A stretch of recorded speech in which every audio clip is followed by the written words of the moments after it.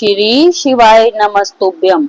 आप सभी को नाग पंचमी की ढेरों शुभ कामनाएं।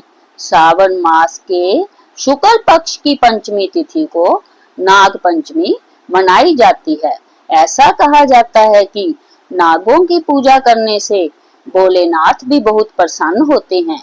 इनकी पूजा आराधना करने से न केवल सर्प दोष से मुक्ति मिलती है बल्कि सभी मनोकामनाएं भी शीघ्र पूर्ण होती है।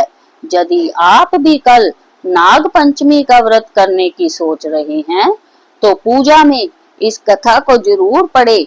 मान्यताओं के अनुसार इस कथा को पढ़ने से नाग देवता जल्द प्रसन्न हो जाते हैं। तो आइए सुनते हैं नाग पंचमी व्रत कथा। बोलिए शिव शंकर भगवान की जय। प्राचीन काल में एक सेठ जी के 7 पुत्र थे। 7 के विवाह हो चुके थे। सबसे छोटे पुत्र की पत्नी श्रेष्ठ चरित्र की विदुषी और सुशील थी, परंतु उसके भाई नहीं था। एक दिन बड़ी बहू ने घर लीपने को पीली मिट्टी लाने के लिए सभी बहुओं के साथ चलने को कहा, तो सभी दलिया और खुरपी लेकर मिट्टी खोदने लगी। तभी वहां एक सर्प निकला जिसे बड़ी बहू खुरपी से मारने लगी। जय देखकर छोटी बहू ने उसे रोकते हुए कहा, मत मारो इसे, जय बेचारा निरपराध है। जय सुनकर बड़ी बहू ने उसे नहीं मारा।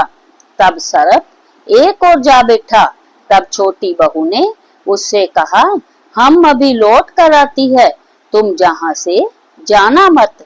जय कहकर वह सबके साथ मिट्टी लेकर घर चली गई और वहां काम काज में फंसकर सर्प से जो वादा किया था उसे भूल गई। उसे दूसरे दिन वह बात याद आई तो सबको साथ लेकर वहां पहुंची और सर्प को उस स्थान पर बैठा देखकर बोली, सर्प भैया नमस्कार। सर्प ने कहा, तू भैया कह चुकी है इसलिए तुझे छोड़ देता हूँ, नहीं तो झूठी बात कहने के कारण तुझे अभी डस लेता। वह बोली, भैया मुझसे भूल हो गई, उसकी क्षमा मांगती हूँ। तब सर्प बोला, अच्छा तू आज से मेरी बहन हुई और मैं तेरा भाई हुआ, तुझे जो मांगना हो मांग ले। वह बोली, भैया मेरा कोई नहीं है, अच्छा हुआ जो तू मेरा भाई बन गया। कुछ दिन व्यतीत होने पर वह सर्प मनुष्य का रूप धार कर उसके घर आया और बोला कि मेरी बहन को भेज दो। सबने कहा कि इसके तो कोई भाई नहीं था। तो वह बोला, मैं दूर के रिश्ते में इसका भाई हूँ, बचपन में ही बाहर चला गया था। उसके विश्वास दिलाने पर घर के लोगों ने छोटी को उसके साथ भेज दिया। उसने मार्ग में बताया कि मैं वही सर्प हूँ, इसलिए तू डरना नहीं और जहाँ चलने में कठिनाई हो वहां मेरी पूंछ पकड़ लेना। उसने कहे अनुसार ही किया और इस प्रकार वह उसके घर पहुंच गई। वहां के धन ऐश्वर्या को देखकर वह चकित हो गई। एक दिन सर्प की माता ने उससे कहा, मैं एक काम से बाहर जा रही हूँ, तू अपने भाई को ठंडा दूध पिला देना। उसे यह बात ध्यान न रही और उसने गर्म दूध पिला दिया, जिससे उसका मुख बुरी तरह जल गया। जय देखकर सर्प की माता बहुत क्रोधित हुई, परंतु सर्प के समझाने पर शांत हो गई। तब सर्प ने कहा कि बहन को अब उसके घर भेज देना चाहिए। तब सर्प की और उसके पिता ने उसे बहुत सा सोना, चांदी, जवाहरात, वस्त्र, भूषण आदि देकर उसके घर पहुंचा दिया।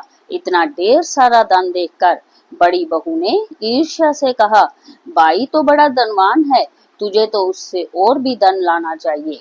सर्प ने जय वचन सुना तो सब वस्तुएं सोने की लाकर दे दी। जय देखकर बड़ी बहू ने कहा, इन्हें झाड़ने की झाड़ू भी सोने की होनी चाहिए। तब सर्प ने झाड़ू भी सोने की लाकर रख दी। सर्प ने छोटी बहू को हीरे मोतियों का एक अद्भुत हार दिया। उसकी प्रशंसा उस देश की रानी ने भी सुनी और वह राजा से बोली, कि सेठ की छोटी बहू का हार जहां आना चाहिए, राजा ने मंत्री को हुक्म दिया कि उससे वह हार लेकर शीघ्र उपस्थित हो। मंत्री ने सेठ जी से जाकर कहा कि महारानी जी छोटी बहू का हार पहनेगी, वह उससे लेकर मुझे दे दो। सेठ जी ने डर के कारण छोटी बहू से हार मंगाकर दे दिया। छोटी बहू को यह बात बहुत बुरी लगी। उसने अपने सर्प भाई को याद किया और आने की प्रार्थना की। भैया, रानी ने हार छीन लिया है, तुम कुछ ऐसा करो कि जब वह हार उसके गले में रहे तब तक के लिए सर्प बन जाए, और जब वह मुझे लौटा दे तब हीरों और मणियों का हो जाए। सर्प ने ठीक वैसा ही किया। जैसा ही रानी ने हार पहना वैसे ही वह सर्प बन गया। यह देखकर रानी चीख पड़ी और रोने लगी। यह देखकर राजा ने सेठ के पास खबर भेजी कि छोटी बहू को तुरंत भेजो। सेठ जी डर गए कि राजा ना जाने क्या करेगा। वे स्वयं छोटी बहू को साथ लेकर उपस्थित हुए। राजा ने छोटी बहू से पूछा, तूने क्या जादू किया है?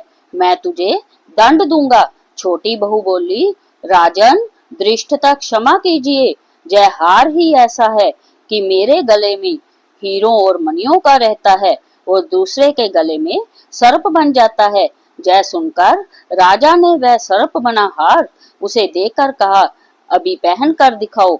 छोटी बहू ने जैसे ही उसे पहना वैसे ही हीरों मणियों का हो गया।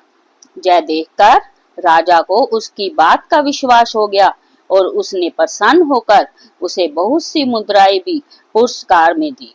छोटी बहू अपने हार सहित घर लौट आई। उसके धन को देखकर बड़ी बहू ने ईर्ष्या के कारण उसके पति को सिखाया कि छोटी बहू के पास कहीं से धन आया है। यह सुनकर उसके पति ने अपनी पत्नी को बुलाकर कहा, ठीक ठीक बता कि यह धन तुझे कौन देता है। तब वह सर्प को याद करने लगी। तब उसी समय सर्प ने प्रकट होकर कहा, यदि मेरी धर्म बहन के आचरण पर संदेह प्रकट करेगा तो मैं उसे खा लूंगा। यह सुनकर छोटी बहू का पति बहुत प्रसन्न हुआ और उसने सर्प देवता का बड़ा सत्कार किया। उसी दिन से नाग पंचमी का त्योहार मनाया जाता है और स्त्रियां सर्प को भाई मानकर उसकी पूजा करती है।